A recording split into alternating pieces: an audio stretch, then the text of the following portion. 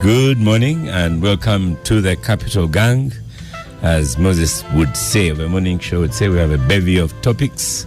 I am Oscar Semoyamsoke with the final Capital Gang of 2025. And what a journey it has been to conclude the year. In the studio, I have Mr. Yellow, Duncan Abigawa, one of the youngest NRM people that I know. I don't think there are more young people in NRM younger than you. The man with the infectious laugh. You are most welcome to the Capital Gang once again. Thank you so much, Oscar. Good morning, our listeners. I'm so happy to be back and to sit in Ofono Pondo's chair. Yeah, correct. I'm told the president has been sourcing for his replacement since OO became a big man. Yes.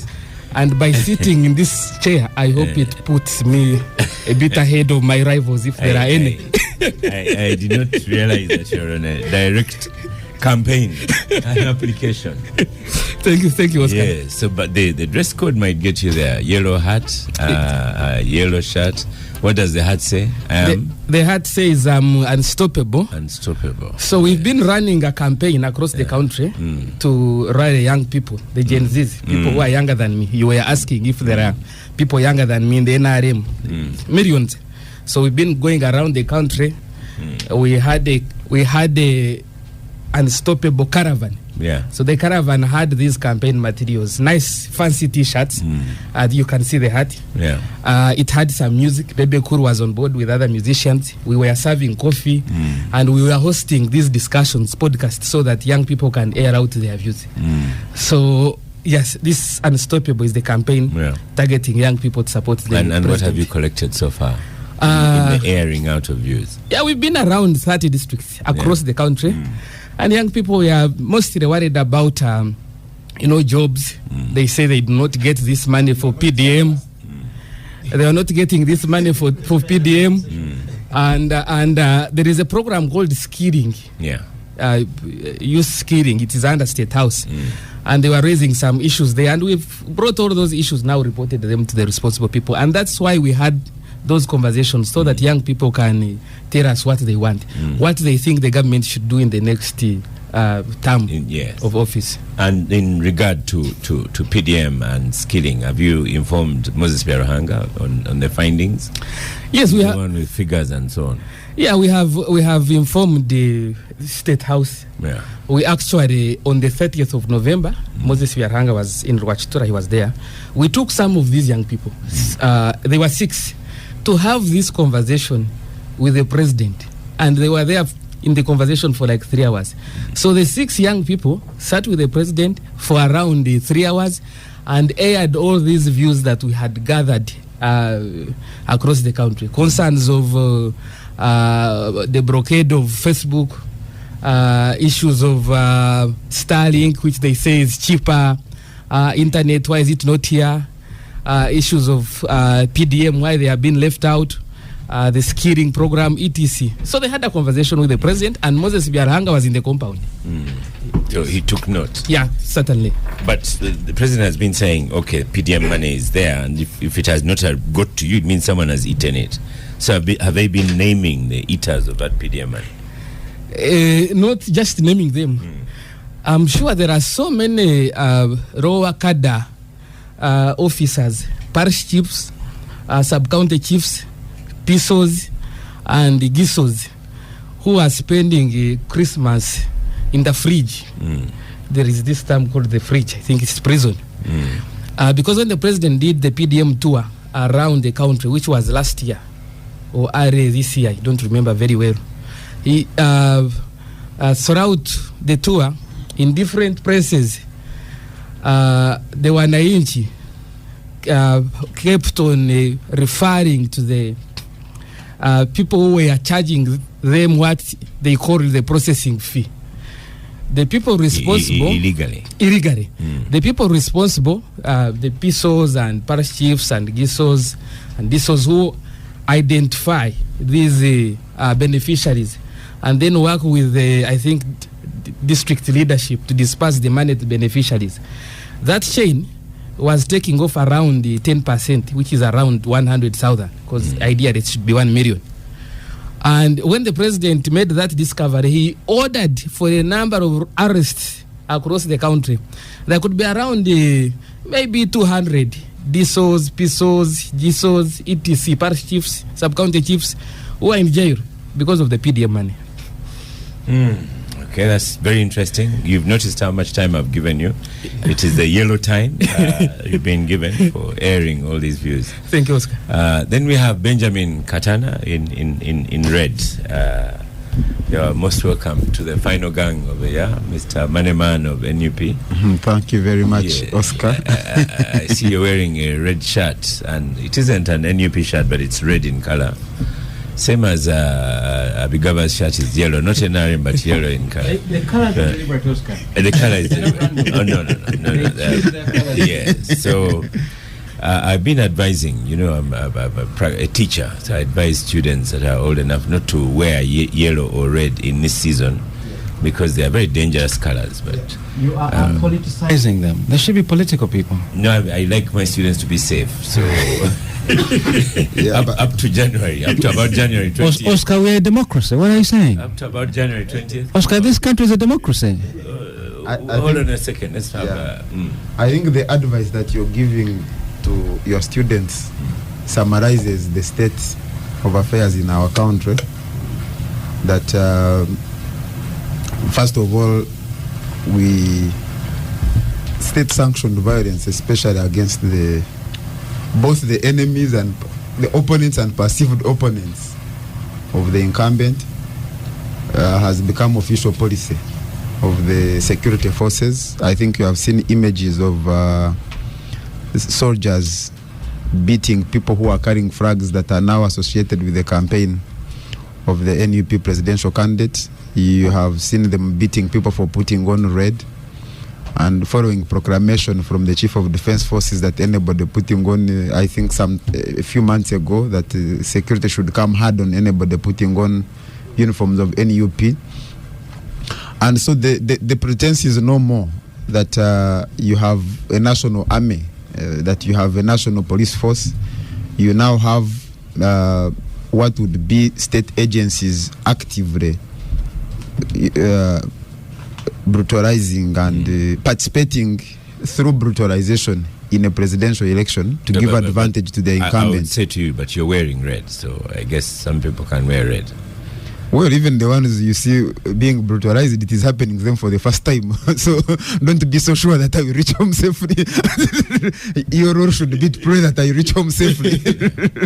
Yeah, so we have continued to endure the harassment from the security forces, who clearly, and especially the commanders, who clearly you see that their objective is to disadvantage the opponent. In a few minutes, we will come back to the election update. So over to you. We have a new guest this morning, Godwin Toko. Most welcome to Gang, I think for the first time. Yes, for the very first time. Yes. Thank you, Oscar. You're very welcome. And you launched a book recently. Yes, we did. We did launch a book as Agora. Yeah, go on, speak about it for a few minutes. Yeah, so that book is... Usually we have Agatha here of Agora. Yeah. And she's away, so it was we're good to have you. Yeah, so the book we launched is Uganda's transition question, the topic that is now getting more traction with time, because it's a cliche, everyone talks about it, how Uganda's never had a peaceful transfer of power from 1962 to date. But what happened was that we held conversations with several opinion leaders. So I could mention names like Mugisha Muntu, Charles Onyangobo, Yusuf Serunkuma here. We had Salamu Sumba, Miriam Matembe. Some of these were members of the Constitutional Commission. Some of them are senior judges, lawyers. So we sat them down and said, how do we go about this? And just to allay Duncan's fears, we also had Emmanuel Dombo, the spokesperson of the NRM.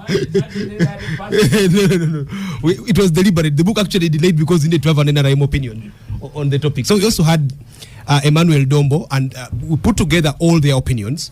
And it's the compendium that came to about a book of about 200 something pages. So each of them give us their opinions on the subject. Some of them say it's a matter to be determined by the military. Some of them based on the history and say that things are not looking good. So it's a mixed bag of optimism, skepticism, but at the end of the day, you feel like everyone has this idea that for the first time, Uganda is owed, the leadership of Uganda, the current leadership, owes Uganda that peaceful transition. Because while we've gained so much, they also talk of countries like Libya, Sudan, where there was a long-serving leader, everything looked stable. That leader, all of a sudden, for some reason, is out of power and the country goes into turmoil. So yeah, I encourage everyone to buy it. They're 50,000. A copy is 50,000. You can follow Agora's website or social media handles on how to get it, and by a few weeks into the next year, it should also be available in bookshops around you. Yes. Okay, congratulations. That's Godwin Toko of Agora. Professor Yusuf Serunkuma, Dr. Yusuf Serunkuma, good to have you on Gang. You're most welcome this morning. Thank you so much, Oscar. Yes, and thanks for supporting these people that are launching books. Then it was an honor for me to be part of the, I felt flattered that I'm one of the opinion leaders in this country. That's how Agora thinks about me.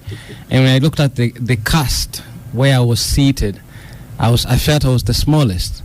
But it's what it is. People think I should sit there. I was so happy to sit there. Yeah. And Oscar, I think I'm the most nervous about the moving power from Yoweri Museveni to somebody else. Because I think the original rigging of an election is Museveni standing. Once Museveni stands, the election is already rigged. So I wrote an opinion early this year in January where I pleaded with him, and I think not the first one, I wrote a couple of them, pleading with Mr. Museveni that we can't beat him in an election. Sorry, Benji. I don't think we can beat Museveni in an election. He might not win, but he'll be declared winner and has the power to keep the chair. And I asked him, 40 years is good enough. You fail to do things when you're 45 and 50 and 60. There's no way you're going to do them when you're 80, when you're fragile, when you're frail, when you're wobbly, when suits don't look good on you as they looked when you were 50. Things change. With cryptocurrency, the world leaves you. So give this country a chance so that it can build without you. And I've been pleading to this man for a very long time, Oscar. And I was very grateful when Sir Richard Kaijuka repeated this message at Nambole. And that's how I think about the transition. That as we go into this electoral process, it's a very exciting moment. People are excited. There's so much energy. I look at the crowds that organically assemble around Bobby Wine, and I wish all this was true. I wish they were committed to going to the vote, and then they voted and their votes counted. You see, I wish all this was true. And I think it can be true if the only institution that the Electoral Commission wants to protect, and all others, including the military and police, is Yoweri Museveni. Because Museveni has become the institution that only matters to this country. And so we need to plead to him. It sounds weird for a very political person to say you need to plead it to a man who we are actually supposed to be opposing, to plead to him to say, give this country a chance. Because I don't see him. And it says, Oscar, my plea to Mr. Museveni is also rooted in the fact that at 80, I'm a Muslim, and after you reach 75, we know you're living on borrowed time. Everybody dies, but the chances of an elderly person just collapsing and dying are real. So I worry for that moment when Museveni failed to wake up the next day. See, it bothers me so much, and I think this country will be thrown into absolute pandemonium. Right? So that moment bothers me a lot. As a scholar of the region, I worked on Somalia for my PhD. I look at Somalia, I look at Central African Republic, I look at Sudan. And to put those things in perspective, you look at Libya, where a leader had to be forced out. It was the most prosperous country on the African continent.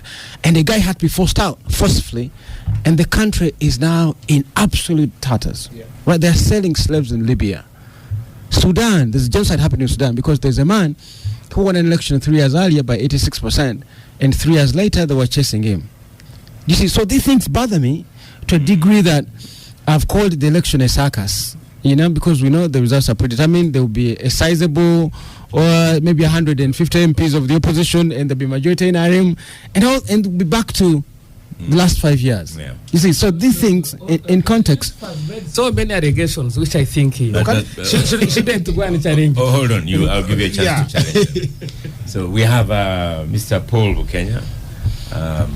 Good morning and welcome to the Capital Gang. Mr. Paul Bukenya is from the Electoral Commission. It's so good to be here. Good morning, our listeners and my fellow panelists here, the gangsters. And Oscar, thank you for inviting me to this honorable discussion. Yes. Thank you. I know you had a busy schedule, and I'm pleased you could come. You squeezed in some time to come and be with us for at least an hour. A great honor. Thank you very much. Yeah, thank you so much. And you're seated right next to Benjamin Katana. Benja. Someone should sit between them. No worries. Certainly has a lot of grievances. This is a good place to sit. I don't have a problem with it. I believe that Paul, as a Ugandan, also has grievances against the Electoral Commission. and I like the way Yusuf said to Benjamin, sorry, 7 is going to win. He's going to be declared winner. It's going to be declared winner. Okay. So, Paul Bukenya, it's good you could make it. So let's start with a warning that was given to NUP. Was it last week or this week? And when I talked to Katana about that warning, he said, we have not yet received it. Oh, wow. When we write to a political party, we have mechanisms of communicating to them. And I believe that is the same that we used. It should be communicated at home. We have the mailing address, we have the contact persons, we have the liaison. So if my brother has not received it, then that is something that... But they will definitely. It was brought to their attention, and there's been a response to it. So I believe it has been received, or either way. But definitely there is a mechanism, because NUP is a registered political party with us, and we have all the means of reaching NUP when we have to, and that is always how we do it. So we hope the letter arrives at some point. It must be because there's been some conversations around it from NUP circles already. Yeah. But something we can look at. Why wouldn't it be with them by now? It should be. I'm not. So I need to verify that. Yes. That's regarding the delivery. But so what is in the letter? Why has NUP been warned by the Electoral Commission? A guidance. When we get candidates into the race, we engage with them at this level. When there are issues of concern, we bring them to the attention of the stakeholders, the political parties, or even independent candidates. So this is not different from other correspondences that we do relating to how they should conduct themselves when there is an issue of concern. So it is just part of our engagement with political actors during the electoral period. Yeah. It is not strange. It's not the only party we have addressed, so it's not the only even means of reaching out or addressing a concern. We've had, for example, physical meetings. Yeah. So a letter is one way of putting a guidance on record. And I think that's what we see happening between us and NUP. Yeah. So in this particular instance, what is the warning about? Well, we guided on how the legal way to effect what in quotes is called vote protection, because there are measures in the law, and then of course laid down in our guidelines on how best and how to safely guard your interests during polling. And one of them, of course, is to ensure that you have candidates' agents at polling stations. And, of course, a reminder that one way of obtaining and safeguarding, if we can use the word, because that's what the candidates are using, your interest at a polling station is to have a vigilancy and vigilance teams that are provided for in the law within a polling station, not just mobilizing supporters outside the polling station, because that can make the polling station environment, it can turn chaotic. It can. There's a lot of risk in that.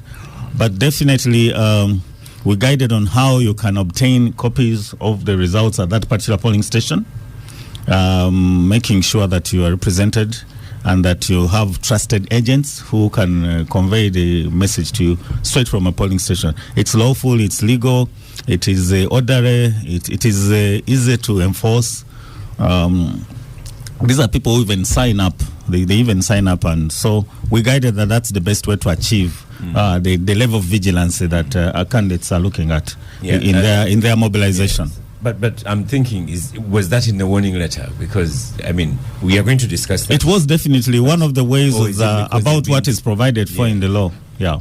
I think, I don't have it with me here, but of course, if I recall well, we guided on that and then warned against mobilizing, voters to crowd the polling station. Paul, I take it then, you're saying NUP has been saying do not leave the polling area. Is that what the warning is about? Because I know that many people have been saying. I think we addressed a number of issues, and I'm sorry we don't have it here, but I don't want to deny that there was definitely a letter, and it covered all those areas. But one of the issues we highlighted was that let's have a polling station that is conducive for elections to proceed, because in the course of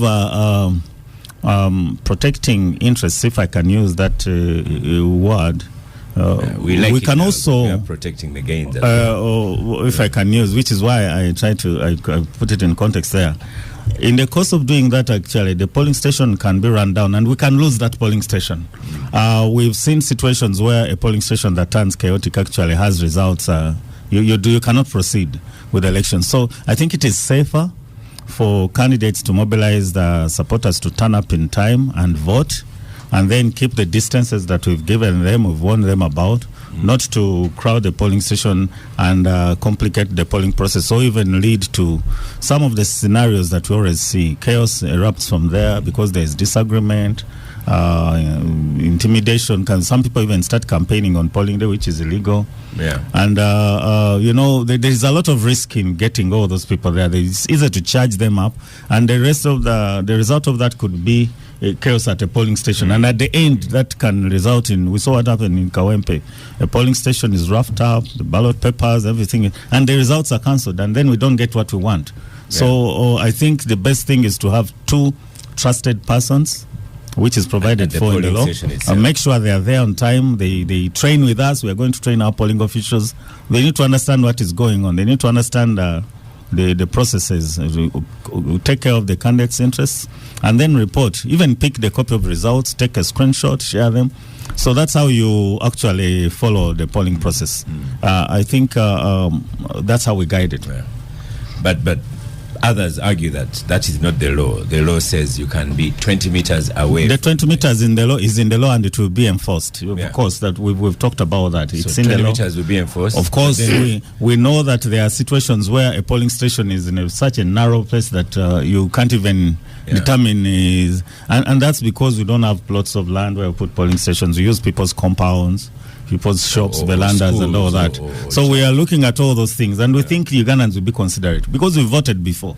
We voted before, and they will be considerate. Apart from Kawempe, it hasn't been a problem. We learn from all those situations. This year that you're saying, vote and go home. But also Ugandans have been voting actually and going home, and then coming back and observing. And the commission. No. Yes, the chairperson of the commission said that. Then other people picked it up, including the Chief of Defence Forces. But also, what is happening is that people, if you know voting patterns, of course, the polling day is exciting, and people still, sometimes it's even a public holiday. So people have some time on them. What we are guarding is that don't in the process of enjoying your rights, you also have duties and responsibilities, including a duty to ensure that polling station opens, conducts polling, and closes and counts, and results are declared. Yeah, because at the counting time is when people want to be closed. Normally, that's when people come in. By the way, that is done in public. People come at the polling station. There is cordoning tape. They witness the counting. Counting is done in the open. Okay. At least it's good you're saying that there's no contradiction. No, that is consistent. Polling is done in the open, and voters come back and witness the polling. They always come back, even when you've not told them to be. Because people go and do other things. They take care of their families. The largest number of our voters are women. Also, can I just we gave a breakdown of the voters register. A bit more, then we'll come back. We gave a breakdown of the voters register as 21.6 million voters. We gave that figure, and we indicated that the women were 53% And NRM has already claimed 14 million. Well, I don't know about. I'm talking about the voters on the national voters register. So we might not need to go to vote. So, Mr. Ukenya, the next one. Do you think, and could your warning letter have said to NUP that you are using language that incites the fans? RDC Fred Bamwine had promised to come, so we had a topic designed for him to respond to, but he sent me a message in the night that he has gone to Kavale for a burial. But do you think they have sounds, their words provoke voters? No, our guidance is not meant to provoke. It's a guidance. No, the NUP party. Are you one of those accusing them of inciting voters? We don't. That they're using language that. Well, I think I'll stick to how we approached this. When we see, because even campaign language and campaign guidelines are clear, we are not supposed to use language that misleads our voters into actions that can compromise the integrity of the electoral process. So we are right to guide on language because it's provided for in our guidelines for campaigns. Language that divides, that's that kind of language. I don't know, that is malicious, telling lies and all about candidates, misleading, mudslinging, character assassination. But also when we see that a candidate is or a party or a stakeholder for that matter is leading people in a direction that may compromise processes, we guide to that effect. We called our stakeholders to order in that letter. Yeah. And there has also been an accusation that NUP provokes police. In some ways, they provoke the violence. I don't know. Has the Electoral Commission also? I don't know. We've had conversations, serious. I'm using the word conversations, but these are meetings to discuss why some nasty situations have come onto the screens, and we've brought in police leadership at operation level, the commanders, together with candidates' agents, including NUP. And we've tried to go deeper into those issues. Why are we failing to achieve what we set out to do when we harmonized our program? So in those conversations, we've gone into the specifics, what happened, where, and what led to it, and of course making a commitment to see that it doesn't happen again. So I may not give a specific incidences, but you've seen in the media, because these have been open to the public to see, we've called to order our stakeholders. We want candidates to be able to reach the voters, but also want them to do it in accordance with the guidelines we issued. But we also want law enforcement to facilitate candidates to achieve that objective of reaching their supporters. And that's why we meet them regularly when there are issues of concern. Yeah. And a final question to you before we have a roundtable discussion. What's happening with the Electoral Commission disqualifying opposition members at this late stage? You seem to be disqualifying so many.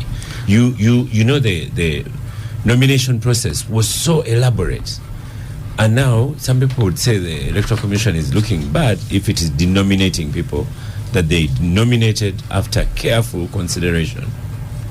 I think what we did, I wouldn't want to say we are disqualifying. What we are doing is to hear. The new one that has come. No, we are not even denominating. What we are doing. Registering.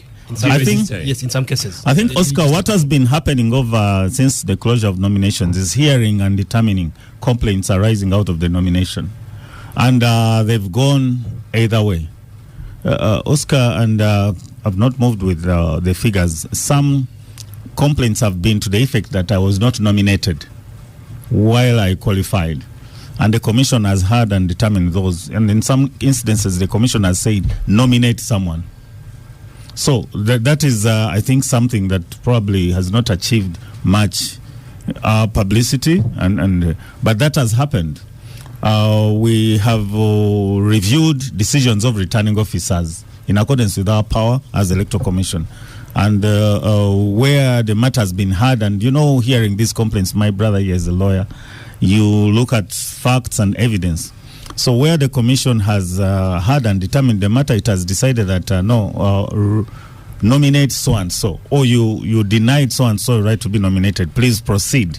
the commission has nominated candidates. But at the same time, there are also incidences where the commission has set aside a decision of a returning officer and declared a nomination null and void because it has been heard and determined that way based on the evidence and the facts presented and in accordance with the commission's power. So it has gone either way. We nominated 83,000 polling candidates countrywide, 83,500 and plus candidates from at parliamentary level from 17 political parties. My brother here knows that at parliamentary level, for example, for the direct elected member of parliament, which are 353, I think, NUP we successfully nominated about 200 candidates for that elective position, successfully nominated, for direct members of parliament. I have some figures here, 220 from National Unity Platform, successfully nominated. Now, if someone comes and presents a petition and it is heard and determined like that, then that is that's how it has been presented.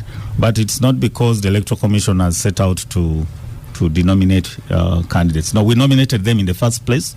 But if the nomination is challenged and successfully so, then that's how it has been determined, and then it goes to the next level. But there are also cases where the commission has upheld the decision of the returning officer involving candidates from. And for us at the Electoral Commission, I really don't want to even talk about oppositions, my word. We have candidates. I call them candidates. We nominated 2,025 parliamentary candidates from 17 political parties. Now, if a complaint is against someone from whichever party, these are all our parties. They are on our roll. These are all our candidates from presidential up to sub-county. I find it hard to start conversing, having a conversation like this one, the opposition, no, because I'm Electoral Commission. These are all candidates. Right. Yeah, sure. Okay. Gordon Toko, you even had questions before the man had So the first thing is that I think he prevaricated a bit, and I have a lot of respect for him. I should first declare my bias that there was a time when I had just left university. I was writing a paper consultancy, and he's the only one in government who gave me an interview. So I have a lot of respect for Paul Bukenya. Now that out of the way, let's get back to the gang. So the chairperson of the Electoral Commission made the statement that people should leave polling stations after election and go home. They later asked him to clarify. They later asked him to clarify. Then he said, "Yeah, it mentioned one random polling station. Said there are thousands. What if all of them stayed?" Now, it's for a chairperson of the Commission to even think that everyone can vote is first of all ridiculous. Then everyone votes and stays. So he used that to push the narrative, which I found to be very, very erroneous. Yeah. So I just had to put that back to Paul Bukenya that yes, your chairperson, you seem to be at different wavelengths with your chairperson right now, because you're saying people can stay and he's saying people should go home. So which is which? And because he said that, he gave credibility to the armed people who have guns and batons and sticks, who have now run away with that. They're telling everyone that if you don't go home, we'll deal with you. There is a comment made by the police spokesperson Chituma on Twitter where someone said, "For me, I'll stay." Then he said, "You stay and you'll feel our wrath." Something to that effect. So it's out there. Now to the issue of I tried to invite him today, but it's hard to. I organized space to Fagora. There are people you'll never get, so we got used to that. Now to the issue of the unopposed candidates. So there are like 3 or 4 categories. The first category is the people who were nominated because no other candidate was filled.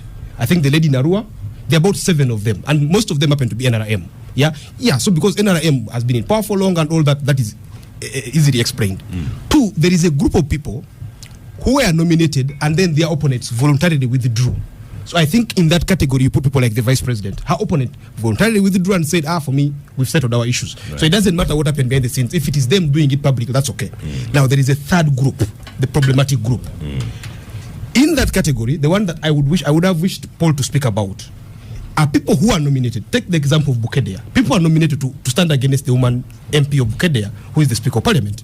And then all of a sudden, a complaint is raised that they don't even vote from here. Now, legally speaking, I can go and stand anywhere. I don't have to be a person nominated at in that particular area. A popular example is the one of Katinti. Katinti, who was defeated by Bobby Wine, I don't know if you remember, in 2017, was not even registered in Chadondo East as a voter, but he ran in that constituency, and it was legal. Now, here, they complained that, these ladies are not from this area. What the Electoral Commission did, shockingly, was to deregister them to say that you're no longer going to vote at all in the elections. So they were all deregistered and the speaker was declared unopposed. Of course, for context, could even say that similar things happened even in the NRM primaries. Yeah, they brought the bad habits of the NRM spilled over into the national elections. Yeah, and the Electoral Commission chairperson, Paul Bukenya's boss, signed on that.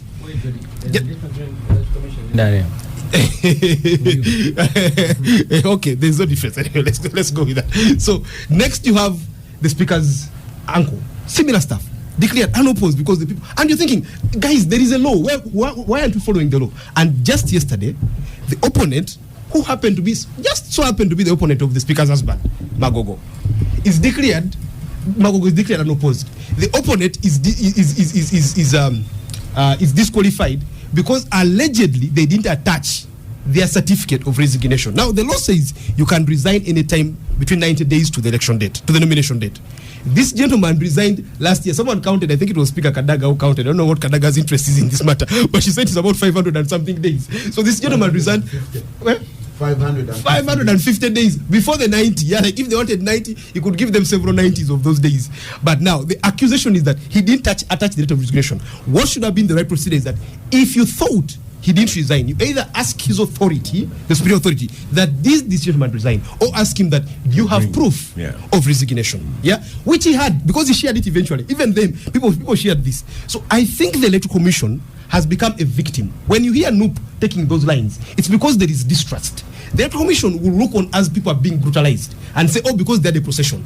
Duncan Abigaba here, our brother, our very good brother, and I like Duncan so much, has had a procession across, he said 33 districts, drinking coffee, stopping at the road wherever, and organizing. I was in Mukono one time. I think you guys started with Mukono. I so happened to be at a restaurant in Mukono. So when they were passing through Mukono, they stopped right in the middle of Mukono. Bebe Cool got on top of the car and started singing. I was like, just imagine NUP did 1/3 of what these guys have done. The whole place would be tear gassed. Probably there would even be a loss of life. So I once saw Duncan Abigaba's post saying when they were in the streets of Fort Portal. Yes. And he said we've only used one lane. It was an Abigaba post. We've only used one lane, which was true. So you left the other lane. That's interesting. Yeah, and then finally, for me, the other thing about the election is this argument that there are designated routes for the opposition to use. It is very problematic. Yeah, because why must you tell me where to pass? It is a national activity. The Commission says candidate X should be in Nebi today. It should be up to them where to use whatever route to get to Nebi. Yeah, quickly, as quickly as possible. Because the police is very partisan. You've seen police officers campaigning. You've seen the Chief of Defense Forces saying things about the. So what is going to happen is you're going to have partisan police officers saying use the other route, well knowing that that route is long, well knowing that that route could pass through a game park and there are lions there, so you end up making another Savo story because of your election. So there is malice on in this idea of saying that we're going to choose for you routes to use. So I think the premise of this election is that there is distrust with institutions like the police and the Commission, and that's why we are where we are today. Okay, Duncan Abigail. Thank you, Oscar. Talk of the processions you have seen and what Oscar saw on X. The Unstoppable Caravan. I'm going to give you a scenario. The Unstoppable Caravan wanted to set off from Kampala on Monday the 26th of October, and it never did. It set off on the 27th, a day later, because security had not given us clearance. We wrote to the IGP, informed him of what we intended to do, and the IGP said we must hold on until he has consulted with his team to see if what we wanted to do was feasible, and then he could authorize. So what we have been doing is there is no single place we have gone to without police clearance. Number one. Number two, we can account for whoever is on our caravan, in the vehicles or even the border as you have seen. We have I will come to that. We have an advance team that goes to a press and identifies, registers the borders we are going to use and we submit that record to security. In case there is a problem, there is accountability. Yes, my brother Katana can accuse me of the numbers are not organic, and this is where he's having a problem. He wants to stop in a market with his candidate, and there are 1,000 people in the market, and probably most of the youth will jump on the drive. You don't know who is on the drive, who has jumped on the drive. People's property is going to be destroyed. People's property is going to be stolen. There is no accountability. This is the fight you're having with security and the Electoral Commission. If you are structured like we have been, if you can organize your drives, you can account for whoever is there, I'm sure security will not have a problem with you. People have raised a lot of issues, starting with Prof here, Selunkuma. For now, I want you to address Paul Bukenya's saying, because some people have been saying vote and go home, and he seems to say the law will be followed. And like Bukenya has said, this is not the first time we are voting. We have always voted and went home. No. Yes. No, they've never been annexed order that vote and go home. Yes. Okay, I'm coming. People have always voted in my village. Okay, that I'm familiar with. People vote, go to do their work, and by the way, I should put it on record that I come from the same village with Katana. So I'm very sure that even the dynamics on his polling station, which are our polling stations are around, I think, like 4 kilometers apart. I'm very sure even his polling station, the situation is similar. People vote, they go home, do their work. Some go to the garden, some go where. In the evening, they reconvene for counting. Out of their own volition. Yes. They convene for counting. It's their choice. It is their choice. It should be their choice. That's what I'm saying. Even if you want to misquote the CDF or whoever, there's nobody who has said you go home. No, there's nobody who has said vote. I'll get go to the home, videos. Don't come back for vote counting. There's nobody who has said that. Do not crowd the polling station. You vote peacefully. Go home. You can come back. Okay. For counting. And if I want to stay, and the Attorney General. if I want to stay, Toko is a lawyer. Benjamin is a lawyer. They can guide us here. Who is the Supreme? The CDF, the chairman of the EC, the CDF. Attorney General. the CDF. Because the Attorney General has come out and guided. No, the Attorney General clearly is. Where do you live? has guided and said that he came out and made a statement on the floor and said, no, people can vote and stay. So that should not be an issue. It should not be an issue. It should not be an issue. And then on NRM inheriting all these unopposed positions. I would have been happier if Bukenya had given us one position where they have nominated someone who had been unfairly not nominated during the nomination process, because this has been a problem.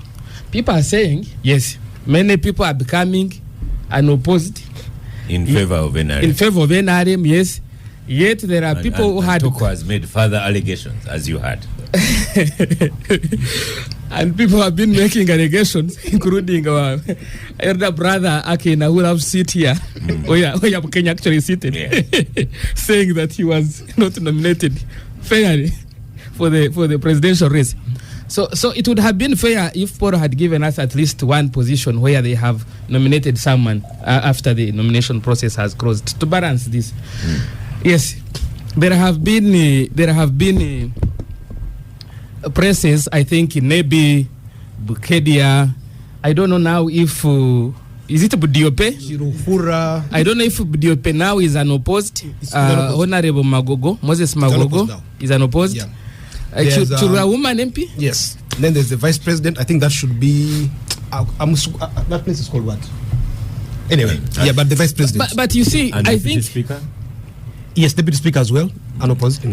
I think this matter can be looked at case by case, because the factors that led to the unopposed candidate of Honorable Nyamtoro in Nebi are different from the factors that led to the unopposed candidate of the vice president in Katakwi.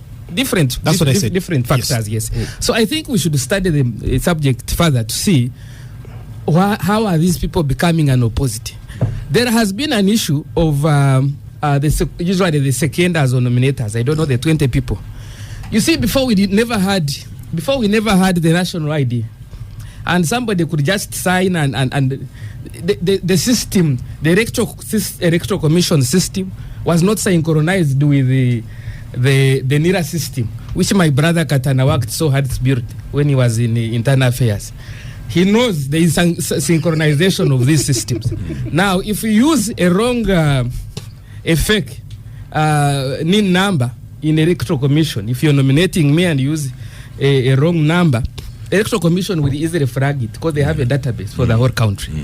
So all these are factors. People before, we are not using these NINs. Now we have an integrated database system that you can easily red flag a fake NIN, and that alone will have you disqualified. And this is how most of the opponents of NRM people have been disqualified. Yeah, but Not most. Most it has Like been two, on the NIN numbers of the nominators or seconders. The bigger question, of course, was why now? Because these nominations took place September, October. Yes. You know, and just that is checkable. I thought actually when they were nominating and looking at their computers, that's what they were doing. Why now is the electoral commission can answer that question? They are here because when somebody petitions, yes, there is a fair hearing for all the parties. Right. The petitioner and the respondent. There is time, a month or so, to go through meeting seat, tribunal seat, before a conclusion is reached. That's why when electoral commission receives the petition today, tomorrow you know you're denominated. No, there is a process. Yusuf Serunkuma. Oscar, you know, one of the fascinating things for me in this election is that Bobi Wine is being pushed and anticipated for things he cannot articulate. The incumbent and his entire machine is so afraid of Bobi Wine for things he cannot say. And I want to say this because I want to say at the end of this submission that the vote and go home is not for the villages of where Abigawa comes from or Katana. It's for Kampala. It's not for everybody. When they say vote and go home, there are people in Sabay vote and go home. They don't care about those people. That is specifically for Kampala. Okay, it's for maybe Uganda, like to stretch it. The biggest fear in this election is that Bobi Wine's supporters, not Bobi Wine himself, might force him, might inspire him, or challenge him to say, why are we participating in this predetermined thing? Let's just march to State House. And the funny part is that the incumbent, the system around the incumbent, is more prepared than for this possibility than actual electioneering. They're not scared of Bobi Wine beating them at the vote. No, because they're in charge of the counting. This man here, Goodwin, made a submission where he said there's the EC and the NRM. There's no difference because Museveni has powers to even sack the chair of the electoral commission on election day, and to be legal. Because we operate with an electoral commissioner, the chief who is not protected. You know, there's no protection because Museveni appointed him, he can sack him. And to say this, in the last election, 3 months to the election, in fact, in the thick of an election, Museveni ordered the sacking of about 4 senior people in the electoral commission. And very recently as well. So he can even sack the chair of the electoral commission, and it will be within the law. So what they are most scared of is the possibility of the crowds around Bobi Wine, you know, inspiring him to say, this thing is already predetermined. I'm sure they know it. Katana here knows it. Bobi Wine knows it. The NRM know it. That's the most scare. So they have put in place a system which enables this not to happen. Among other things is what I call measured episodes of violence. Constant reminders to Bobi Wine's crowd, don't even dare. Unprovoked tear gas canister. Unprovoked beating. Unprovoked. The idea is that it's not random. There's method to it. It's not random. It's a constant reminder that if you ever become insane and think about doing something more than this, you'll get your bones broken. So don't even start. It's a reminder. Now, because there's so many players who are safeguarding the predetermined thing, so even himself even actually issued a statement where he said, if the biometric machine is not working at a particular polling station, that polling station will not vote. This is the president. So there are so many centers of power, the EC, the UPDF, the police, State House, all of them are safeguarding this predetermined thing. This is why you hear sometimes conflicting instructions, conflicting orders. Stay and vote, don't stay and vote. The biometric machine is not working, that person will not vote. This is by the president. So here the EC issues a statement, M7 issues a statement, CDF issues a statement, all of sometimes in contradiction with each other. The entire idea is to safeguard a predetermined thing. Because when you say vote and go home, it's the first time we're getting this. We've gone through this election 5 times. But the possibility of people stepping out of the electoral circus and saying, let's do what countries elsewhere have done, is more urgent now. So this is why you hear an instruction like that. Vote and go home. And if you stay, you get your bones broken. Now, I really sympathize with the Electoral Commission. I should tell you that, Oscar. I see you here grilling Mr. Paul Bukenya, but then you ask him, where above his rank? Because you see, they're way above your rank. You don't know. Because, Oscar, I should tell you this. This man doesn't sit where decisions are taken to say, deploy. I'm sure I appeared at a show with the spokesperson of the Electoral Commission somewhere. The chairman. The chairman. This man. You see, we see when they picked up people in Nimbara, when they were crossing, one supporters, even EC was shocked. This man, Julius Michunguzi, was simply apologizing. Said it is regrettable. We apologize. Because the election is being securitized. Once you say it's a security matter, Electoral Commission is already below. It's below their pay grade. But he speaks well. He says for him it's his candidates. No, because it's part of the machine. Safeguarding the predetermined thing. It's part of the machine. He's a worker. He's a cog in a system. And I'm saying this without disrespect. He's a worker within the system. As I said to you, we operate with an electoral commission which has no safeguards. That if they become independent all of a sudden, the sack can always come for them, can quickly come for them. So this is a problem. We have an electoral commission that they don't operate away from the powers of the incumbent. Because you see, he remains president. He could say, by virtue of the powers entrusted to me, so and so should resign his job because of reasons so and so. And there's precedent for that. You see, so I'm very sympathetic to members of the Electoral Commission, because when election is securitized, if it's seen as a security matter, and they say, we have intelligence of this and that, and it's classified, they don't share it with these people. Because the law is very clear how this people should come in. The law is when there's an emergency or a disaster. That's when the UPDF is summoned into the process. But already it's part of it. Yeah. And neither of these things have been declared. So I'm very sympathetic to Mr. Okenya. Yeah, we're going to stop for a break. And Moses Biarahanga says, on the issue of voting and going home, the Electoral Commission gave guidance to avoid overcrowding at the polling station. Section 50 of the Electoral Commission Act gives it powers to make such guidance, notwithstanding what any other law says, as long as such guidance doesn't conflict with the Constitution. And he tells you, Duncan, under PDM, a parish received 100 million annually. 30% is for youth, 30% for women, 10% for the elderly, 10% for PWDs, and 20% for others, men, basically. And to date, 3.5 million households have received PDM. Okay? And a lot more, he says. So let's stop for a quick break. Just also give my views on the subject. Yes. After the break, we start with Benjamin Katana, then back to Paul Bukenya. Welcome back from the break. This is the Capital Gang. We're here responding to some of the answers that Paul Bukenya of the Electoral Commission gave.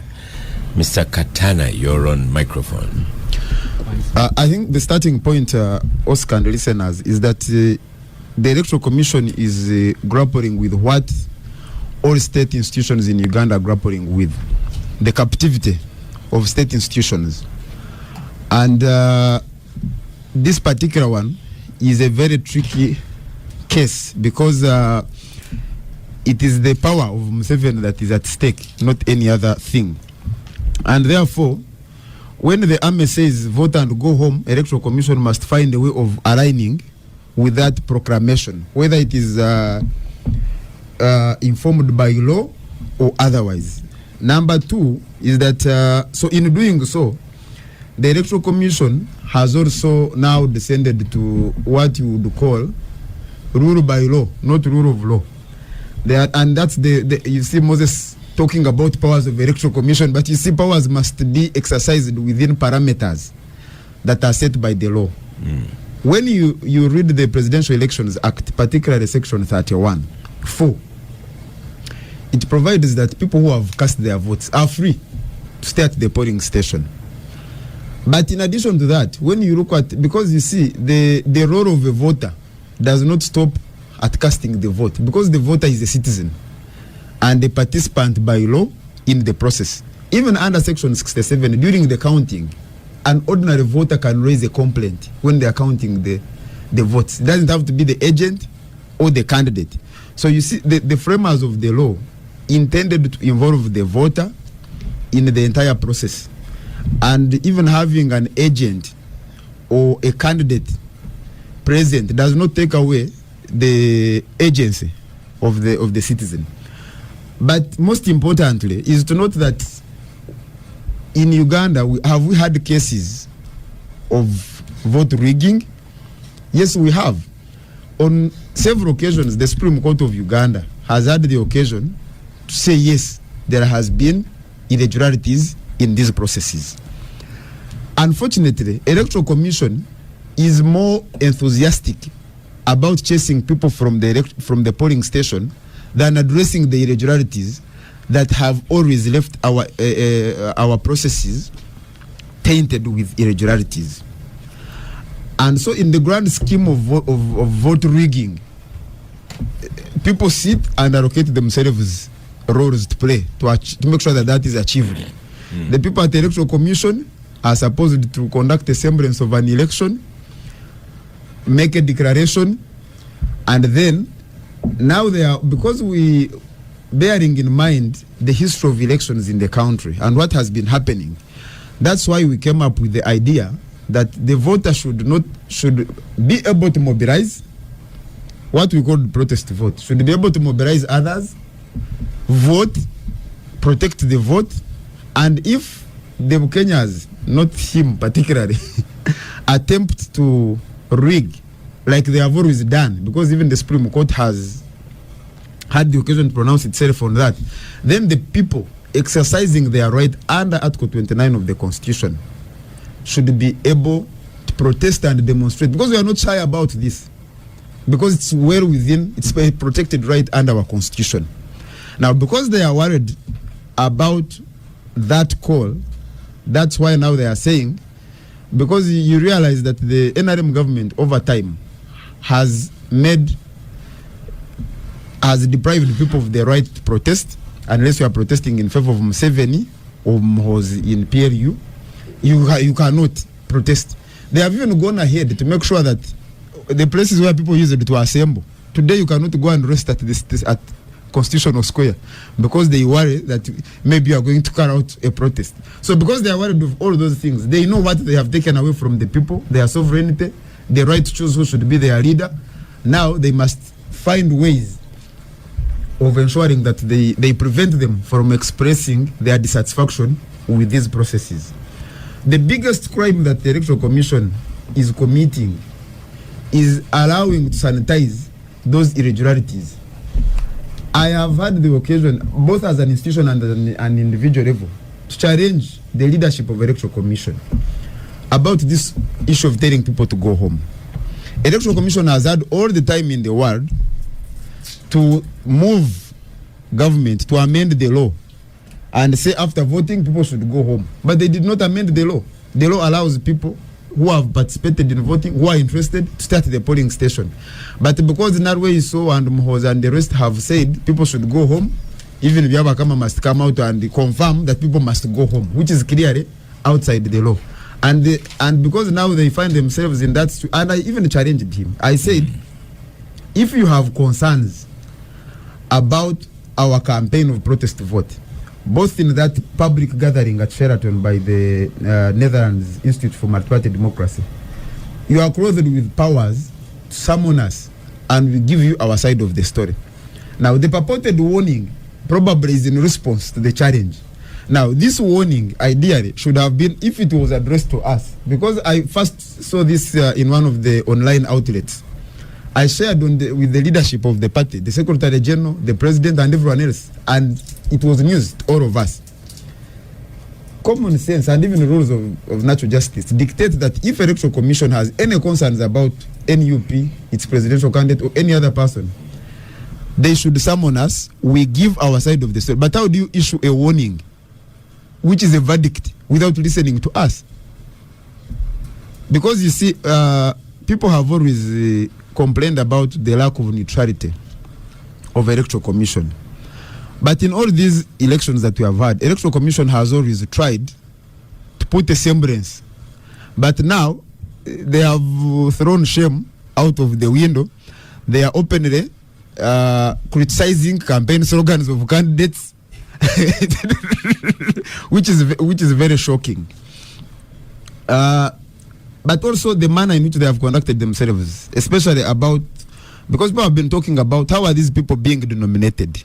I think the context is to start from when the nomination process started.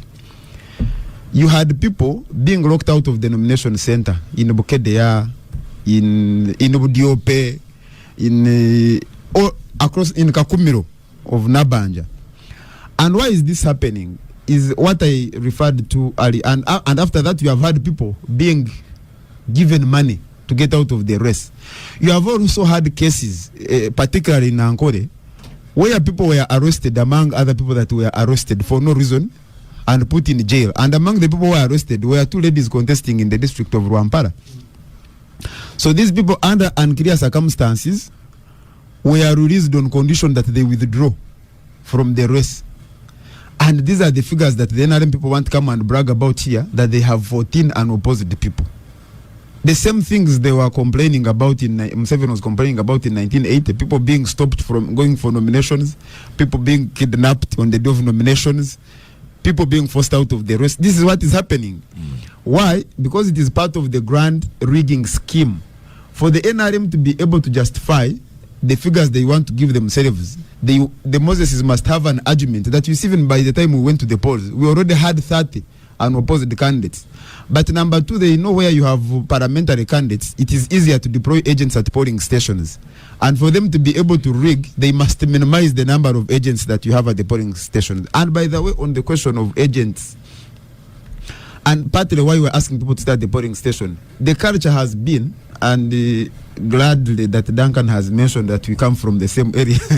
In some places, I can give an example of Isinjiro. Our agents on the day of polling were picked up from the polling stations and arrested. So the idea is that if Godwin Toko here is my agent and is picked, at least there is Seru Nkuma, who is a supporter and has stayed at the polling station and will be able to raise a red flag. And so what happens when these people have been, and which Electoral Commission should be interested in, but unfortunately for them, they are interested in helping the ones who want to rig. They are part of the conspiracy.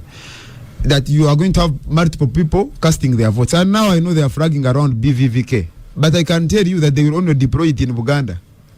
In some places, they will say it has stopped. Even when the expression is that, oh, now Mzee is insisting on this. But even that is a red flag, that it is the candidate. The wishes of the candidate is what is. So the agents are picked from the polling stations. Others are bought, like they are buying. And also with threats. And people have been asking that why are these candidates easily bought? The factors are many. One of them is that most people are poor, contrary to the figures that these people are flashing around. Most Ugandans are poor because they are not buying them at $1 billion shillings. So if you have people running for parliament and they can be bought at 10, 20, 50 million, it shows you the state of the economy 40 years of NRM.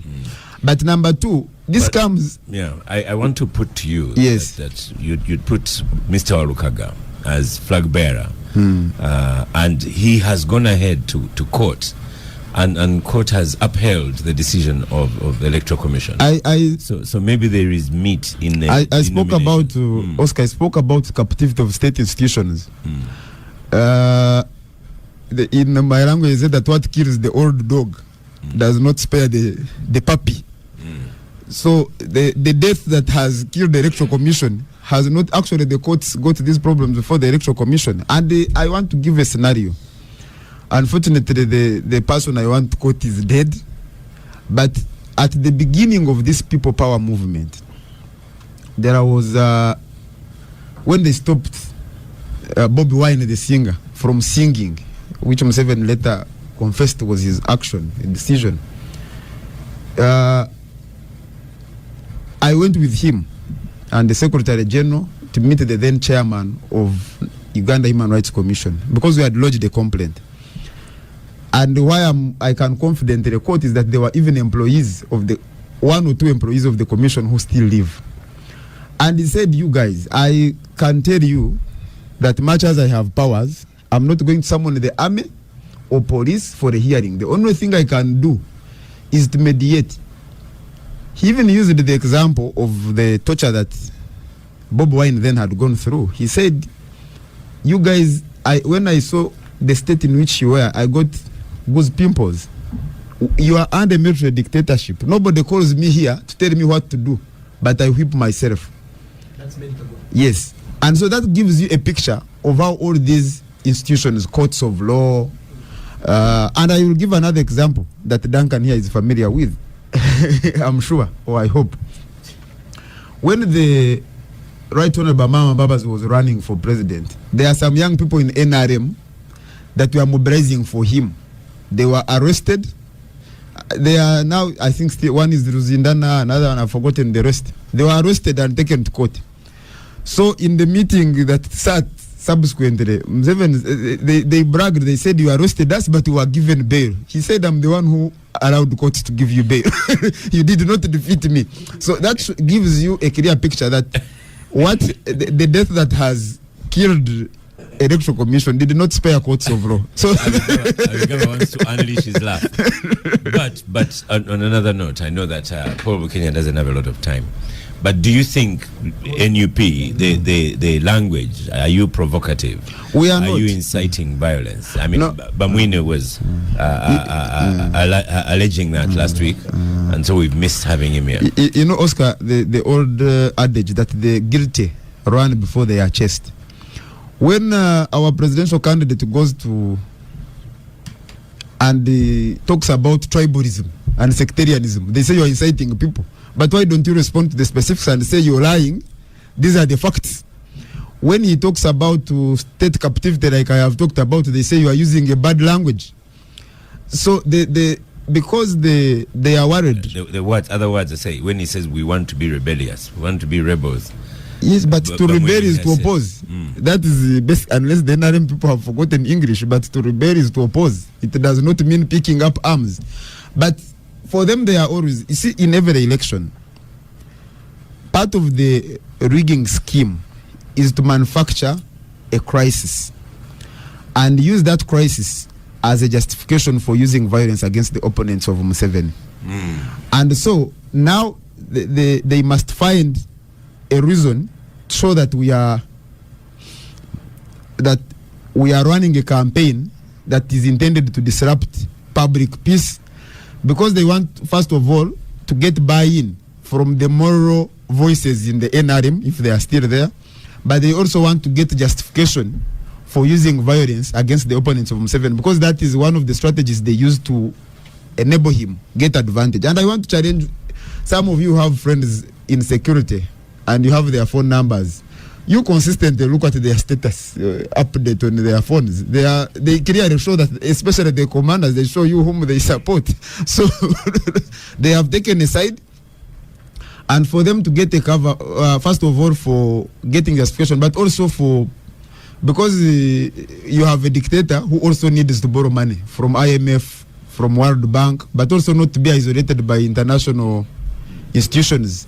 He must show that his deployment of the army, his deployment of violence as a strategy for gaining political advantage over his opponents is justified because of the actions of his opponents. Even when these actions do not exist, through propaganda, they will manufacture. And those complaints that you're hearing about, because when you say we are rebelling against this, grammatically, what's wrong with that? You are saying, I'm opposing this. But so they must find ways of framing it in a way that justifies their deployment of violence. In previous elections, you have seen them trying to connect Dr. Besigye, who was the candidate then, to LRA. When he came back here, the case failed flat. Why? Because even their intention is never to carry out an investigation, to try and have a person convicted. No. For them, their intention is to manage an election using security. Yeah. Okay, we hear you. Let's go back to Paul here, Paul Bukenya. Send the microphone to Paul. Many questions for you.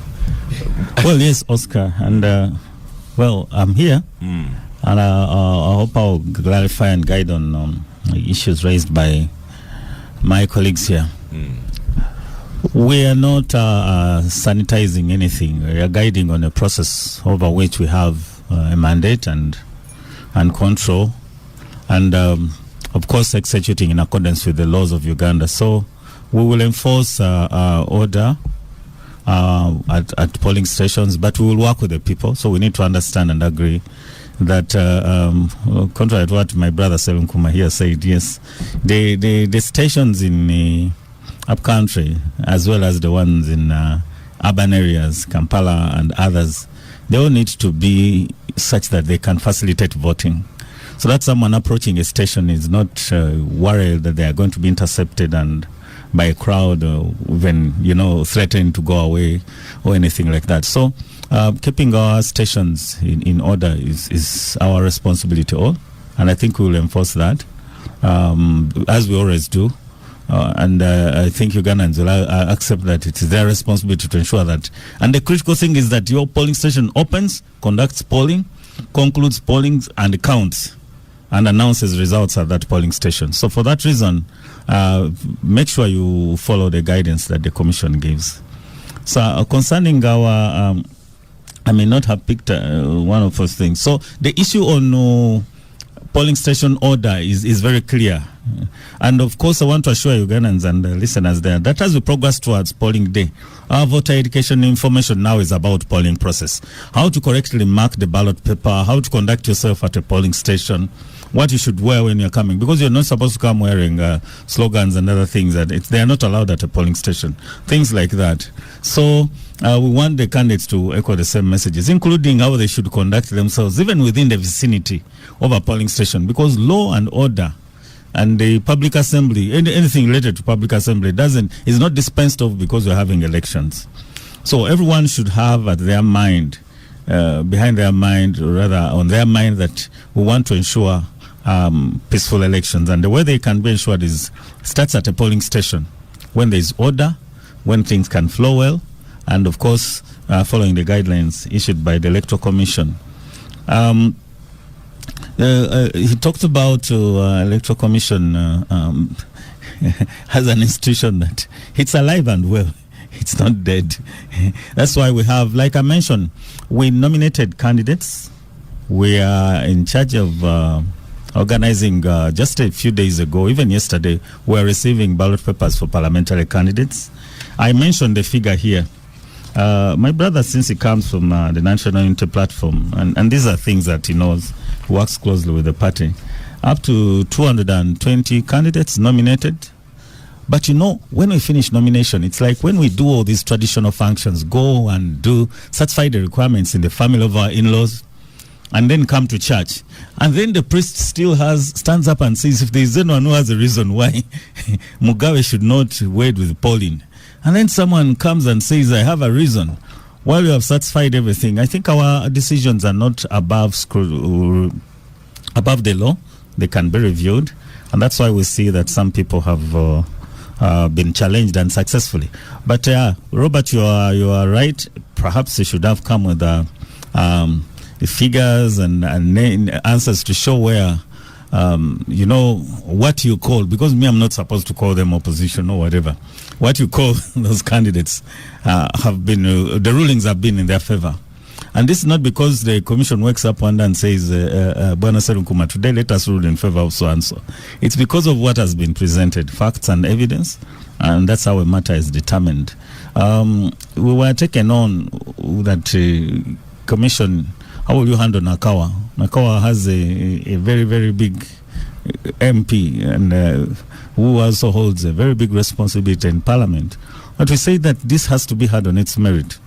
And so when it was ruled in favor of the nominated candidates, there was a lot of excitement that side. But where others have not gone that way, we've taken the flak. I think ours is a thankless job. But I think since there are opportunities for review of our decisions, that can be taken like that. But as Oscars, we said, the elections are on. They are really on. And we are set for them. We're now at the real final lap where we're taking those corners to get to the final, Akagua. Yeah. And the latest sign, of course, being the arrival of ballot papers. So we're still working and doing what is within our mandate, including working with other agencies, because we work with security, we work with Uganda Police to deliver elections. We don't have our own police. And we definitely need to work with police, just like we work with other stakeholders, like observers, the media, to deliver elections. And I think that's in the course of our working together. If there are issues, then those are the issues we need to make sure we resolve them in a manner that satisfies the law, first of all, because it may not satisfy you, but then it needs to satisfy the law. That's why sometimes the public, doesn't take it the way it should be. Ansel Kumar, Paul, my brother do you think all this is generally to do with the presidential election? Because it seems like for MPs, people are competing, and I've not received many complaints. Maybe Godwin Toko here, who has journalistic access, may know. But presidential candidates have campaigned and they have achieved up to now, I think through the Christmas season, if I remember the reviews we are looking at on our chat, have a Gantt chart, they had received almost across all 8 presidential candidates up to 75% of their planned campaign schedules executed. Were there issues along the way? Yes. Did we set out to 29th September? We set out to campaign across the country. We developed a schedule. We harmonized it. Part of harmonization, Godwin, is also how a candidate moves. The finer details, of course, are done at district level. But part of harmonization is how a candidate moves. You are in a district, but the district is big. What specific areas are you going to be in within a district? Sometimes the details, finer details are worked out with district teams. But to come back to the general picture, Oscar and our listeners, candidates have achieved, as by Christmas, up to 75% of the planned district coverage. The rest pending the 2 weeks that we have, up to the 13th. So in terms of executing the campaign at presidential level, it has also gone well.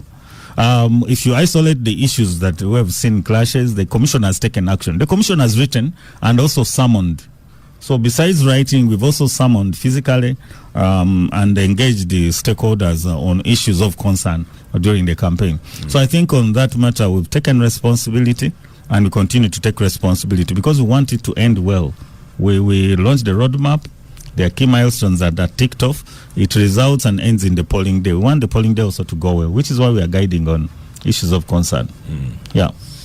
And the machines, the voting machines, what is the name? Now, we in 2016 we first used the biometric voter verification kit to help verify the identity of voters on polling day. We used the same in 2021. The biometric voter verification kit has now been enhanced for purpose of this election. And what is now present are additional features that will, where someone is not able to be, first of all, the principle is that everyone is going to be biometrically identified. So we must be able to read your fingerprints. We got your fingerprints from the database when you registered. You gave us all the 10 fingerprints. But also, in addition to fingerprints, where we sometimes get challenges, we're also going for facial recognition, because sometimes people are not able to present readable fingerprints because of the work they do, or in some cases because of a disability. But mostly because of the work we do, the threads are not on and it becomes a problem. Someone says, or even intentionally, someone comes with a lot of Vaseline and they can't be read by a machine. So now the iris is a unique feature. It will be read as well. So it is enhanced to ensure that at least we verify you. But also maybe an enhanced feature is the verification of the ballot paper itself. So now, different from what we've been doing in the past, now when you come to a polling station, the ballot papers assigned to that polling station are first scanned. So that unit is going to register that these are my ballot papers for my polling station called Capital FM polling station. So that every voter, before they go to vote, they're issued with a ballot paper which is also scanned, and they vote, cast their ballot. At the counting, before we count, we first verify that these are the ballot papers we issued out. So that is to eliminate a situation where someone can introduce or come in and stuff ballot papers. So it is something that we've informed our stakeholders about, so that they support the upgrade and support the transparency, so that we achieve a credible election at the end of the day. So the biometric is what we've used before, but now it has been enhanced to perform, stricter verification processes than just a fingerprint. Godwin Toko. Yes. Paul Bukenya speaks well. Very well. If I was the president, I would make this guy the spokesperson of government. He's really good at his job. But is the issue more at presidential level, especially regarding NUP and NRM? Yes and no. So one, the presidential one seemed to make more news, but specifically with NUP and NRM, it has also been at the parliamentary level. Oscar, you see, we've had people dying in these elections, and some of them have died. There was a gentleman who died in Zimbabwe. Is it Remiyaga? The Chechikubo versus Rashande, that race. So yes, even the parliamentary level, there are some hotspots where things always boil over, where there either two very powerful candidates of the NRM, or when you come to the central region here, where the opposition candidate seems very formidable and is putting up a very credible challenge, to retain either their seat or to challenge an existing NRM candidate. So I think it all goes down to where there is that kind of contest. He talked of Nakawa. Yeah, I have a lot of respect for my brother Ivan Bowe. I looked at what he was raising and I thought, if the commission gives this, it will it is going to shock me. I knew that they were not going to give it. So of course he will use things like that and say, yeah, but here we did this and that. So what was the problem of Nakawa? Naming. I think there was Nakawa Division West, and then he said, and then the candidate said Nakawa West, something like that. So they missed the word division in the middle, and he said that all the other candidates should be nullified and they be declared unopposed because they applied for the wrong constituency. Technically, yes, there is a point, but realistically, is the commission going to do that? It looked like it was not going to do that. So back to your question, I think it will always depend on the nature of the constituency, the contest, and this is not just NUP and NRM. I'm sure you're going to see some areas more in eastern Uganda where FDC seems to have, in the Bugishu area and Teso, where FDC seems to have a strong foothold. There are going to be clashes if they're not, and because many times they don't get to the new seats there at the lower level, where you'll see that the candidates are clashing and it has nothing to do with NUP, probably NRM and FDC. But before, let me just to clarify something Moses said earlier, something you read, where he said that Section 50 give the Electoral Commission. Said Section 50, right? Yeah. I've looked at Section 50. Section 50 doesn't say that of the Presidential Elections Act. Instead, it talks about what an invalid vote is. Maybe he could clarify on the specific section he meant, and I would still be shocked to learn that there is a law that gives the chairperson of the commission power to overwrite the existing law and make his own declarations, because normally the law is the law. The Electoral Commission, Parliament can change the law. There are circumstances where the law can be overridden by the Constitution, which is a higher law, but giving such power to the chairperson of the commission, that would be very shocking. Yes. I mean, you're the lawyer here. You could have said what Section 50 says. Yeah, that's what I've just said. Section 50 talks about voter verification. If votes to be treated as invalid. It's a long section. I can't read it all because it take a lot of time. But yeah, that's what it talks about. What makes an invalid vote? Double ticking and things like that. The things Kenya is teaching people about right now. If someone ticks and the tick goes outside the box. Yeah, it's the Ugandan thing. People always wait for last minute and then they jump all out. So yeah, that's the section not talks about. Maybe unless he clarifies and says what particular section he meant. Okay. Let's stop for a quick break, and after the break we'll continue discussion around the table.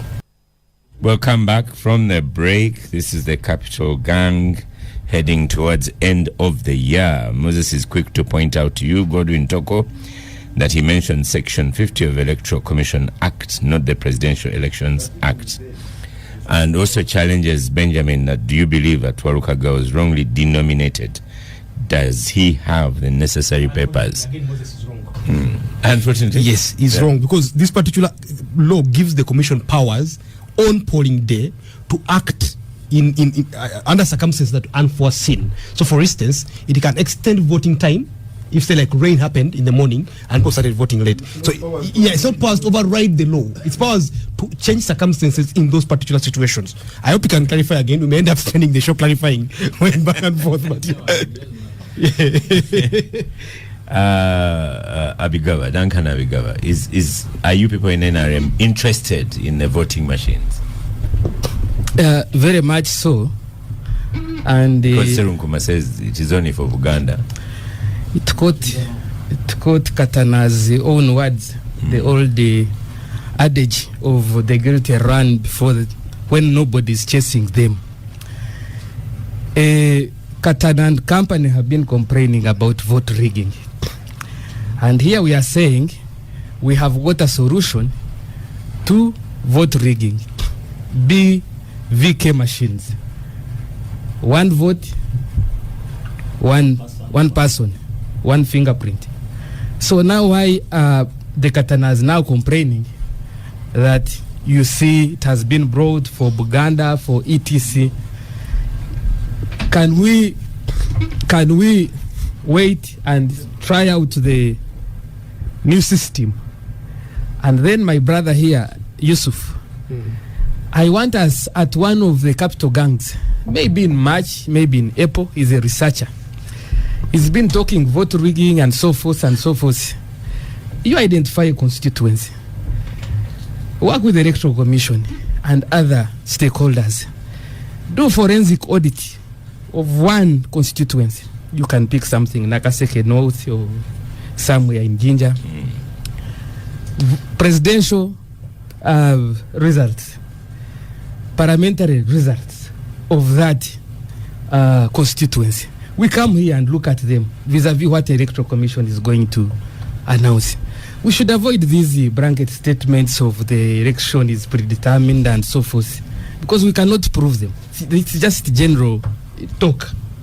But you as a researcher, do a forensic study of one constituency after we have voted, then we see. But why do I have to do that when the courts of this country pronounced themselves on that matter already? Then why? Then Katana and his protest vote, he has been saying, the protest vote is about people. You vote, you stay at the station, you get the vote. But Kenya here knows there are polling stations in overpopulated areas like Nansana, like Boyogerere, Chireka, etc., where I'm very sure one polling station has probably 2,000 voters. They say this booth is from alphabet A up to like HE, then from K up to something. You find one polling station has around 3 voting booths. Areas, yes. So now, if whoever voted stayed at that polling station, 2,000 people, I mean, are you able to control that crowd with probably 1-2 constables deployed? But if they at came that back polling station, they came back at the time of counting. We have seen in the last election, I think, Paul can correct me, we had scenarios in Nansana, scenarios in Makinde, where police officers were overrun by the voters during the counting process. So what the Katanas are preaching, that people should vote and stay and so forth, I think it's some form of anarchy, because you don't know what it can lead to. We should be encouraging people to vote and go home, vote, be orderly, not vote and protest, Yes, because idea I see that's what protest vote is about. Then the issue of the presidential vote, the parliamentary vote, where is the contest? people like Moses, I'm glad he's listening in. He has been the president's agent for some time, and he knows how much President Museveni despises electoral malpractices, because internally he's always discouraging the NRM people from engaging in that. In Rwampara, he's on record. You need to share the National Theatre. You can pull it off. No, these are facts. In Rwampara, he's on record. He criticized in Rwampara himself how the NRM primaries had been conducted, and then one of the candidates was trying to play some games to cheat the person who had won the NRM flag. And this person, who's actually the incumbent, who was trying to use other methods, was forced to publicly get out of the race and apologize.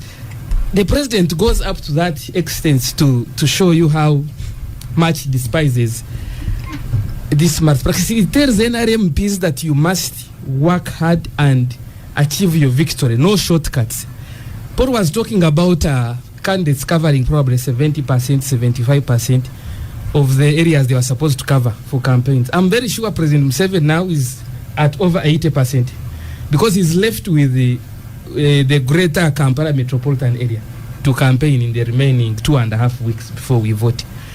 The man has had 2 rallies per day as a rule of thumb. Every day has done 2 rallies without pause at his age, to show you how he's committed towards this electoral process. Because as somebody could have said, maybe I can be in one place and address radio stations and use other methods to campaign, but he has gone to every district of this country. Yeah, so sometimes in the evenings he's done radio shows as well. And in the evenings he has time. On that one you can't fault him. Exactly. He even started campaigning well before the campaign time, when you traverse the entire country. So he's been consistent. Yes. That's not a compliment. He's actually throwing water at you. No, it's a compliment. No, it is. He started campaigning before the elections began. He's throwing you under the bus. This was the official. No, everyone else was getting thrown in jail for doing Duncan can't read irony. You're telling him his man has been abusing the law and he's enjoying it. No, this was the official campaign. It was. No, the president has always is mandated as the head of state to do those tours, visit government projects, address the citizens wherever he has gone. So you cannot say the president can't do that. He's not mandated as the head of state. Anyone should do that. The problem is he does that, and the police beat up everyone else who even attempt to do that. You get it? So it should have been a level playing field if he did that as the head of state, but also allowed other people to do that, because no law stops them anyway. So you see the irony there. I think we always have through before the elections, but Duncan can't see. Not before the elections. I remember Kyagulanyi also did some rounds across the country. And then he was stopped. Yes. But he did some rounds. He was stopped. I think at the 3rd or 4th they stopped him. The police stopped him for no reason. So that's the problem. So Oscar, you see the problem you brought for Duncan. He's not reading irony. He's going with it. He's conclusion. In conclusion, Prof here is very excited by the numbers we have seen. And Katana is worried about the BVK machines. No, actually, that's inaccurate. Our complaints.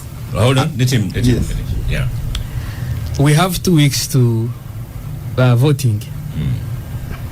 I can tell you that Prof's exciting crowds will not translate into votes. I agree with you on that. Except, I agree. Except in President Buganda. also has large crowds. Except in Buganda, where the opposition is represented up to the lowest level. They have a councillor, they have a mayor of a town council. They are able to, oversee the voting. Now, when you go in the countryside, the opposition candidates have been there. They could have had exciting crowds in some places, including Barara and so forth. But here is the problem. When the Katanas leave those campaign grounds, they do not have candidates who are vested in the election at lower levels, because you don't have people running for councillors, for mayor, for local council. Because those are the very people who help you to protect, to guard the vote and so forth. So you do not have elected committees for the opposition parties in most of those places. And in most cases, you're not going to be able to appoint the agents. So even if the BVK machines are deployed and used appropriately in the polling stations outside Buganda, you're still going to cry foul, because you don't have these 3 layers of people to verify what is on ground. You don't have agents, you don't have candidates there, you don't have committees. So that is what is mostly going to happen. And then we are going to be here in the post-mortem of Professor here, throwing words and so forth. That's what I envisage after the 15th of January. Oscar, you're on mic. If I could jump in quickly here, Benjamin here spoke about the amount of legroom the NRM has in amending constitutions. The 20 meters, stay 20 meters away, the assumption that the framers of the constitution didn't understand that there could be larger crowds that might overrun the polling station.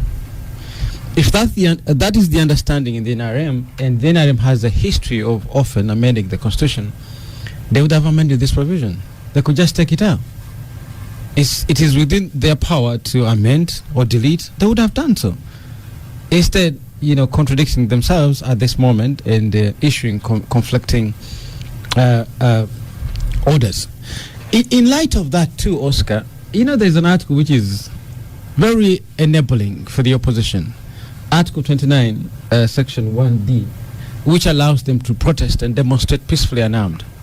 It's a constitutional right for you to be discontent with the way things have gone, to assemble, unarmed, protest, demonstrate. The way the NRM machine is so frantic about this provision, you see, even people in NUP have been unable to articulate it. It's their provision. They could actually proudly articulate and say, if we feel aggrieved in this electoral process, they should put 7 on high alert. If we feel aggrieved in this process, it is within our right to protest, to demonstrate, to assemble unarmed. It's within their right. But you see, they are not articulating it, and people in the NRM are actually articulating it on their behalf because they are more prepared for that. But again, so the same thing. If you don't like people to protest and demonstrate unarmed, you could amend this provision too. The NRM has a history of amending things which don't work in its favor. You have the majorities in parliament. I don't understand why they haven't amended this provision too. If people are going to protest, it is within the law. They would have broken no law. There's an article which protects them to do this. If you feel this is unfair to you, amend it because you're in power. You see, it bothers me that you're beating people for provisions like that. And also what bothers me at the same time is that Benjamin and group have failed to articulate this proudly. They should be going out there and telling their voters, stay. If we feel agreed, we are going to protest. I've not been listening to us. Because at some point I felt people in the NRM actually articulating it on their behalf. He articulated proudly. He said, this is what the protest vote means. We are going to protest if the selection is stolen. If you feel aggrieved, we are going to pour on the street, unarmed, demonstrate and protest against the unarmed. Yes. Unarmed. And also, Oscar, this is interesting. You see, modern revolutions are often unarmed. This is what the NRM fears. Modern revolutions have been unarmed. Tahrir Square unarmed. The singing women in Khartoum unarmed. Modern revolutions are unarmed. You see, this is what bothers the establishment more. Benji gave the story of Medical Gua saying nobody calls me but I whip myself. And I want to tell a story which happened at the funeral. It's this parental guidance, Oscar. There's nothing vulgar here. The late chair of the Electoral Commission, Haji Aziz Kasuja, met an elder, a friend of his. I read the story in the Observer. At a funeral. It had to be a funeral because at a funeral you're burying somebody, so you're most likely tempted to tell the truth because the nervousness around the burial of an elder. And a friend asks him, Haji Aziz, are you sure you're going to declare Kizza Besigye winner of this election if he actually wins it? And Aziz Kasuja turns to his elder and asks him, kakati bwe nangirira Besigye nzirewa. And that's the story that Benja has told us. That even Medical Gwa told them, you see, nobody calls me here. But if I summon the police or the military, do you think I can, it's within my rights to do that, but do you think I can do it? Yeah. Haji Kasiska asked them, Oscar, no, people are giving long press statements. I have a couple of things I need to say. You need to say them very quickly because time is not on our side. In fact, I wanted to ask Abigaba on that very note. I've been asking. There's a point. I'm going to give you your 2 minutes, but I've been asking senior NRM people that, as you said, as Serum Kuma said, that there's a big feeling that President Museveni is going to win, and he's going to be declared winner. Presidential candidate Bobby Wine will not win, will not be declared winner. And there's a Dave here who has sent a message saying they even have some positions unfilled. So why is it necessary to beat them? It's something that is very puzzling. And I'd allow Yusuf more time if he addresses it more like that. Is it mine or Duncan's? I'm going to spare him. Because I want to say something about Duncan and Paul. You know, Oscar, you're good at irony. The problem, these members of the panel, Bukenya and Duncan, are unable to read irony. You said to Bukenya that he speaks well, which was actually ironic, because when he said he speaks well, it means you're flawless in obfuscation, in making difficult things sound good. You're good at sometimes. That's what he meant. If you and you did the same to you did the same to Duncan. Yeah, and Duncan was riding along when you told him his man was abusing the law. But Oscar, here's my major problem. Because you see, I'm thinking beyond Museveni. Because at some point Museveni will have to leave. There's no choice about that. Museveni will have to leave. But you see, we will struggle to develop a seriousness as a country. We are not serious. We bury our heads in the sand. You see, we have reduced politics, which is an actual thing of governing the country's human and natural resources, to real politic. We are good at making up things. We're good at, winning arguments. You see, this man here is well spoken, but at winning arguments. So why even when you throw iron at him, he's not able to read it. He rides along as if you're throwing him a compliment. That we've reduced our politics to, how do I beat them at this game? How do I make up a random accusation? How do I invent history? You see, he said, even Bob Wine was going around the country. They stopped him, and he can't respond to that. You see, we will be searching for serious to say, this is our country. How do we build it without playing games? Because it's something I have with people in the opposition. We are in a space where we know we are into a thing which is predetermined. But we can't stop and say, why are we in it in the first place? How do we build this country? Why don't we, the plea I've made many times, Oscar, why don't we sit down and say, Mr. Museveni, we know we can't beat you here and there. How do we build this country forward? You see, so it's moving forward, Oscar. There will be a search for seriousness, to speak honestly and with a straight face, without playing this obfuscating game. This man here, Kenya, this man here, Duncan. Thank you, Yusuf. They're so sworn into obfuscating. Benjamin. Yeah, and I'll begin with the question you asked, that why are they beating people?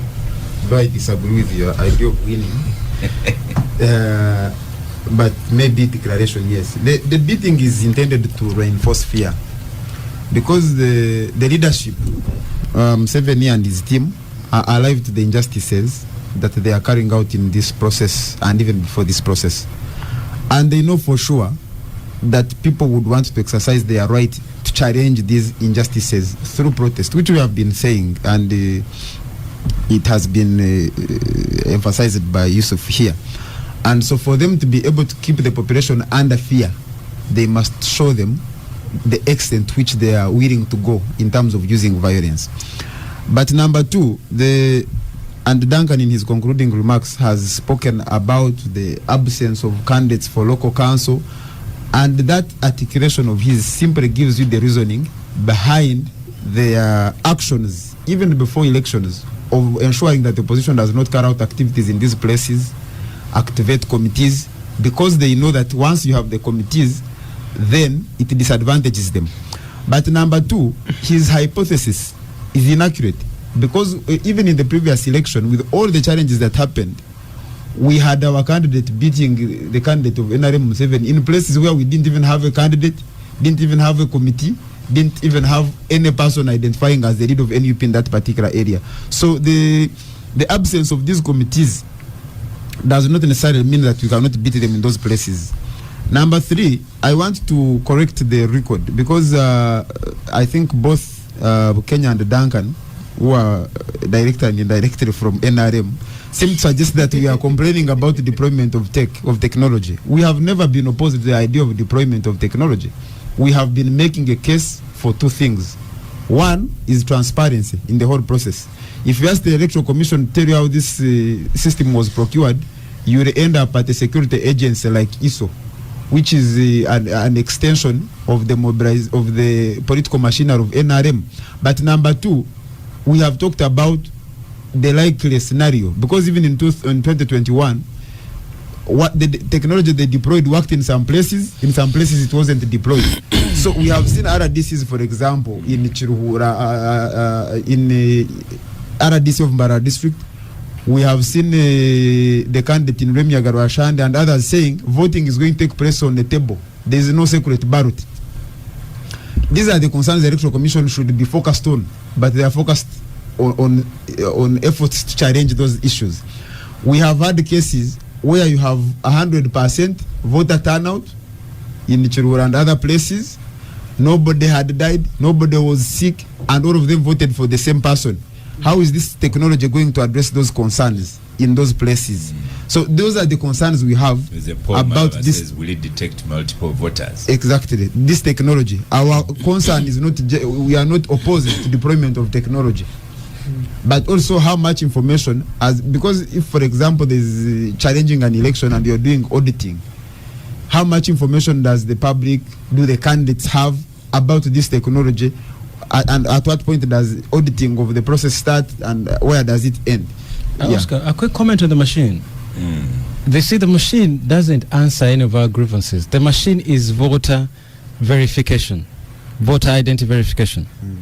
And in the previous elections, the grievances of this election have not been about identifying the voters. Ballot staffing. Just one, so the machine answered the wrong question. One last point, Oscar. Yusuf here, when he was talking about the results being tampered with, and Duncan was saying, I challenge you to go and do research. After the 2021 general elections, Electoral Commission attempted to publish the results. Yes. And people challenged them with the declaration forms from their respective constituencies. And they were forced to delete what they had posted. Up to now, we have been asking the Electoral Commission to avail us the final register. They have not done so. The law requires the Electoral Commission to give us tally sheets for every district, but they will never do that. To put declaration forms in a conspicuous place at a polling station, they never do that. Katana, just to add on to that, because I also looked at those figures. We tried to do some work around them at Greece, where I was working at that time, and shockingly, there were about 10 polling stations in Wakiso where Katumba, Katumba the candidate, Katumba Oye would have like 110 votes. Bobo Wine has 3. Within Wakiso, was saying there is absolutely no way you get. So yeah, if you want to verify that, you're taking a very big risk, Duncan. I advise you to go slow. So no, he knows it will not happen. Oscar, I thank the panelists, the gangsters, for the day, for their inputs here and their contributions. I think a number of issues were raised here. Try to note them down to guide on the same. The polling stations, actually, Duncan, we reviewed them, and that's why we saw an increase in the number of polling stations, to reduce on the numbers, so that we can achieve a number that can go through voting process, actually eventually using the BVVK.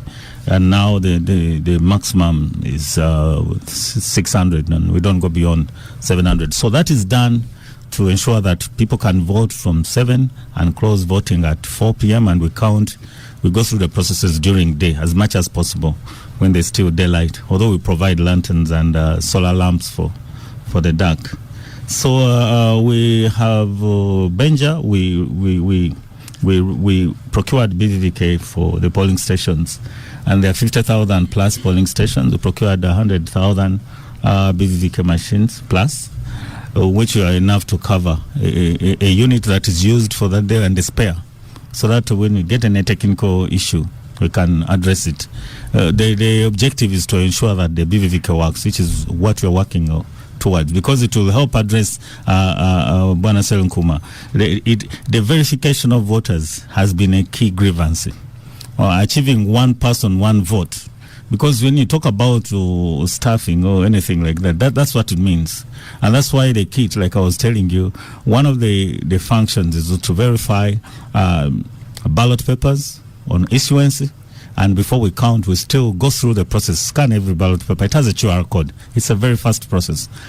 These are the ballot papers that were issued, or there is a ballot paper that we cannot account for. So the concern about ballot paper stuffing or anything in that line then is addressed, and it has been a key grievance.